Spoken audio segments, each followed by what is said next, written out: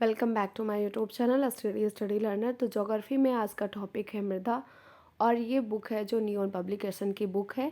GS जी के general knowledge के नाम से आती है ये, और आप अमेजन फ्लिपकार्ट पे इसे बाय कर सकते हैं। तो मृदा में पहला पॉइंट है, मृदा पृथ्वी की ऊपरी परत होती है जहाँ पे पेड़ पौधे आदि उगते हैं। मृदा पारिस्थितिकी तंत्र की कुंजी होती है क्योंकि यह कार्बन चक्र में महत्वपूर्ण भूमिका निभाती है। विश्व मृदा दिवस कब मनाया जाता है? तो विश्व मृदा दिवस हर साल 5 दिसंबर को मनाया जाता है।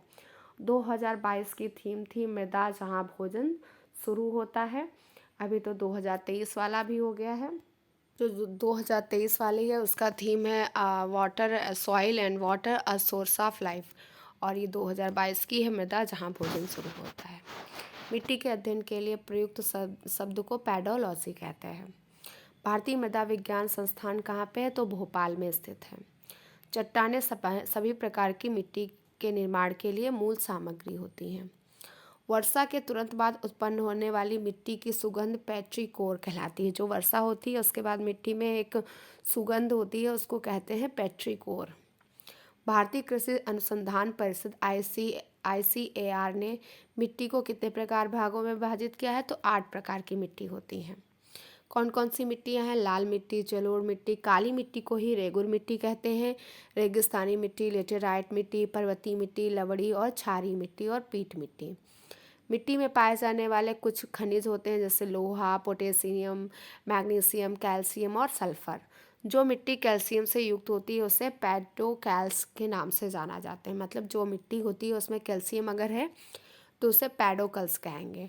मृदी कारक मिट्टी के गुण हैं जो मिट्टी के वातावरण में रहने वाले जीवों की विविधता को प्रभावित करते हैं। इनमें मिट्टी की संरचना, तापमान, पीएच और लवणता शामिल है। होराइजन ए सबसे ऊपर का क्षेत्र है जहां कार्बनिक पदार्थों को खनिज पदार्थ, पोषक तत्वों और पानी के साथ शामिल किया जाता है, जो पौधों के विकास के लिए बहुत ही आवश्यक होता है। होराइजन बी मिट्टी का वह हिस्सा होता है जिसमें खनिज पदार्थ, पोषक तत्व और पानी के साथ शामिल खनिज के साथ कार्बनिक पदार्थ भी होते हैं। बी वाले में क्या क्या है? खनिज पदार्थ हैं, पोषक तत्व हैं, पानी के साथ खनिज के साथ साथ कार्बनिक पदार्थ भी हैं। भारत में 8 प्रकार की मिट्टियाँ अभी ऊपर भी बताई मैंने। तो कौन कौन सी मिट्टियाँ हैं 8 प्रकार की? जलोढ़ है, काली है, लाल मिट्टी है, मरसुली मिट्टी है, लेटेराइट है, पर्वतीय है, पीट है और लवड़ी है। तो ये 8 प्रकार की मिट्टी हैं भारत में। सबसे पहले पढ़ेंगे जलोढ़ मिट्टी। जलोढ़ मिट्टी का निर्माण है नदियों द्वारा जो लाए गए अवसाद के जमाव से होता है। अधिकांश नदियां हिमालय से निकलती हैं और अपने साथ बड़ी मात्रा में तलछट लाती हैं। तलछट में जैसे क्या हो सकता है? मिट्टी में गाद होती है, रेत और मिट्टी जैसे कण होते हैं।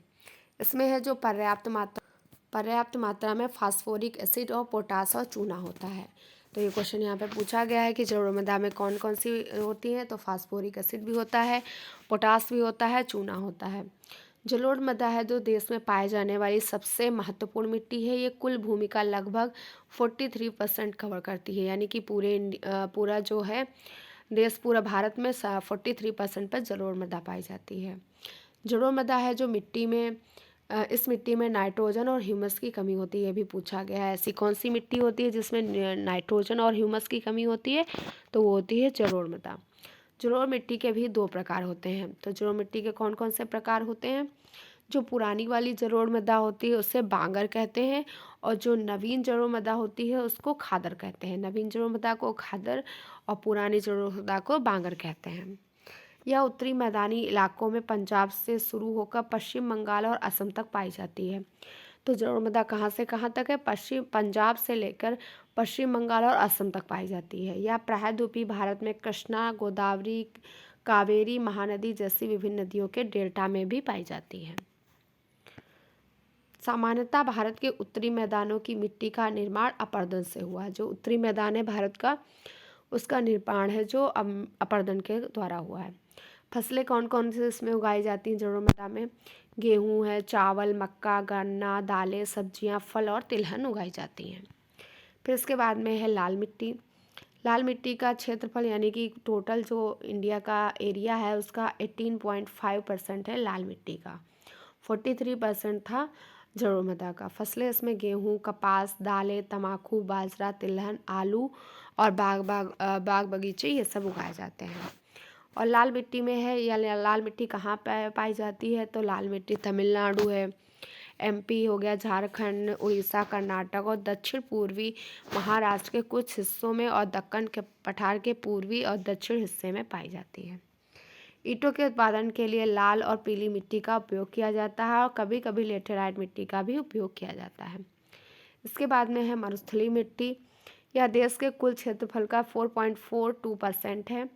यह मुख्यतः राजस्थान, अरावली के पश्चिम में, उत्तरी गुजरात में, सौराष्ट्र, कच्छ, हरियाणा के पश्चिमी भाग में, पंजाब के कुछ भागों में पाई जाती हैं।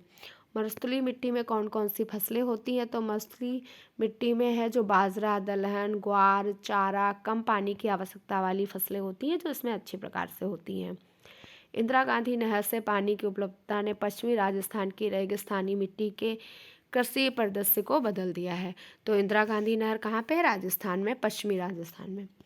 फिर इसके बाद में लेटेराइट मिट्टी। यह मिट्टी 3.7% क्षेत्रफल में फैली हुई है। यह देश के उन क्षेत्रों में पाई जाती है जहाँ पे भारी बारिश होती है, बारी बारी से, और शुष्क और गीली अवधि के साथ में होती है। इसमें आयरन ऑक्साइड की मात्रा अधिक और ह्यूमस की कमी होती है। तो यहाँ पे क्वेश्चन बनता है कि ऐसी कौन सी मिट्टी है जिसमें आयरन ऑक्साइड की मात्रा अधिक होती है और ह्यूमस की कमी होती है, तो ये होती है लेटेराइट मिट्टी। लीचिंग और ऑक्सीकरण के द्वारा बनती है। जो लेटेराइट मिट्टी है किसके द्वारा? लीचिंग और ऑक्सीकरण के द्वारा बनती है। लीचिंग क्या होता है? जो मृदा जल के माध्यम से शीर्ष मृदा से उप मृदा में खनिजों का स्थानांतरण होता है, उसे लीचिंग कहते हैं। क्षेत्र ये कहाँ कहाँ पे पाई जाती है लेटेराइट मिट्टी? तो पश्चिमी घाट पे पाई जाती है, ये जो पश्चिमी घाट है, और ये पूर्वी घाट पे पाई जाती है। उड़ीसा, कर्नाटक, केरल, छत्तीसगढ़, झारखंड और विंध्य और महाराष्ट्र में पाई जाती है। और इस मिट्टी में आयरन, एल्युमिनियम की प्रचुर मात्रा में होती है, लेकिन नाइट्रोजन, पोटेशियम और लाइम आदि की कमी होती है। यह मिट्टी चावल, रागी, गन्ना, रबड़, नारियल, चाय, कॉफ़ी, काजू आदि के लिए अच्छी होती है। लेटेराइट मिट्टी का रंग है जो आयरन ऑक्साइड की उपस्थिति के कारण होता है। इस मिट्टी की मुख्य रूप से पठार के उच्च भूमि क्षेत्र में पाई जाती है। इसमें चूना, फास्फोट, ह्यूमस और मैग्नीशियम, नाइट्रोजन की कमी होती है। इसके बाद में है काली मिट्टी। काली मिट्टी को ही क्या कहते हैं? काली मिट्टी को रेगुर या फिर चेरनोजम मिट्टी कहा जाता है। चेरनोजम यानी कपास मिट्टी भी कहा जाता है। तो तीनों नाम याद रखेंगे काली मिट्टी का: रेगुर, चेरनोजम या फिर कपास मिट्टी। यह भारत का तीसरा बड़ा मिट्टी समूह है। इस प्रकार की मिट्टी ज्वालामुखी चट्टानों और लावा से बनी होती है। काली मिट्टी नमी धारण करने की क्षमता के लिए प्रसिद्ध है। इस मिट्टी का रंग है जो मैग्नेटाइट, टाइटेनीफेरस और ह्यूमस मिट्टी में कार्बनिक पदार्थों के सड़ने की उपस्थिति के कारण होता है। कैल्शियम कार्बोनेट, पोटास और चूना, मैग्नीशियम कार्बोनेट प्रचुर मात्रा में इसमें पाए जाते हैं, लेकिन फास्फोरस की इसमें कमी होती है। काली मिट्टी में फास्फोरस की कमी होती है, ये याद रखिए। कैल्शियम से भरपूर मिट्टी को पेडोकल्स के रूप में जाना जाता है। इसमें गर्मी के मौसम के दौरान गहरी दरारें भी बन जाती हैं। कहाँ कहाँ पे पाई जाती है? अधिकतर गुजरात में, महाराष्ट्र, मध्य प्रदेश में पाई जाती है। दक्कन का पठार, तमिलनाडु, राजस्थान और कर्नाटक में भी पाई जाती है। इसका 15.20% भूमि पर आच्छादन है।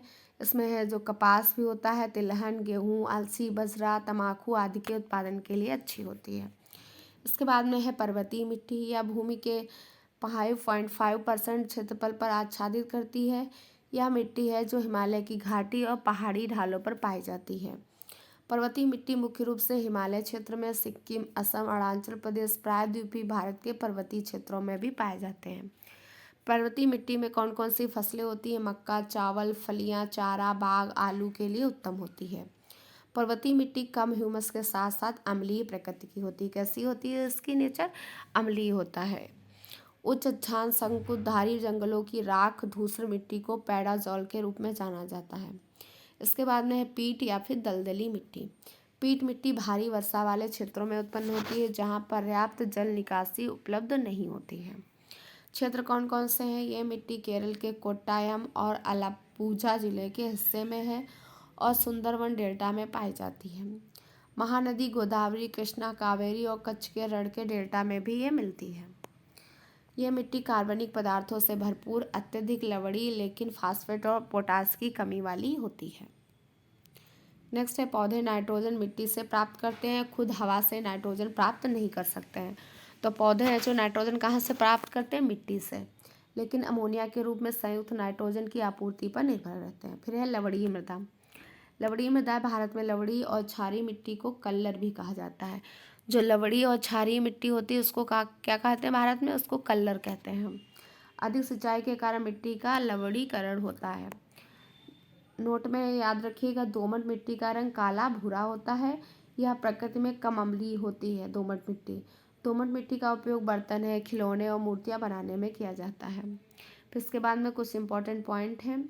रेह बंजर महीन बालू जैसी मिट्टी होती है जिसका रंग सफ़ेद होता है। तो रेह बंजर होती है, महीन बालू जैसी मिट्टी होती है, उसका रंग वाइट होता है। या प्रकृति में क्षारीय होती है।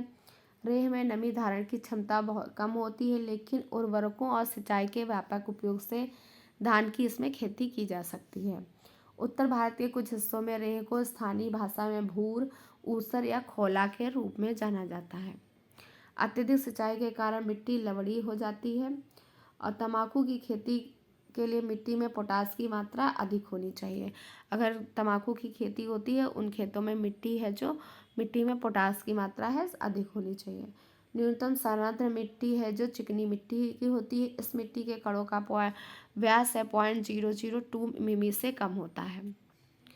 मृदा संरक्षण की इंटरक्रॉपिंग विधि, जिसमें विभिन्न फसलों को बारी बारी से पंक्तियों में उगाया जाता है।